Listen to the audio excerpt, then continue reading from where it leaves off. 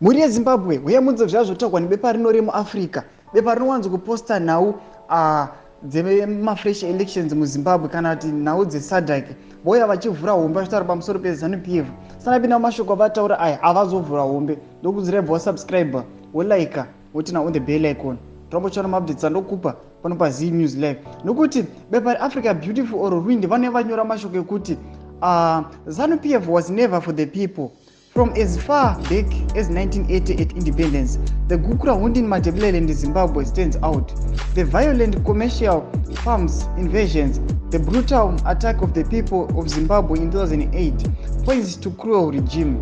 Those are vachitaura vachiti aiwa Zanu PF ainambobvira yamboita zvinoda vanhu kubva muna 1980 vachiona independence aiwa vaingombonyikidza vanhu vachingoita zviri against vanhu negukura hundi na 2008. Ndozvikuya zvichitaurwa panapa nebepa remuAfrica rinomiririra dzimwe nyika dzese dzemuAfrica. Saka ndo mashoko anoshamisa ayachitagwa nebepa iri. Tudze mafungiro enyu muri Zimbabwe. Pine comment section medu aiwa tudze mafungiro enyu, musangana subscribe, kulike, panotina on the bell icon. Tombochara mabvisa ndokupa pano paZim News Live.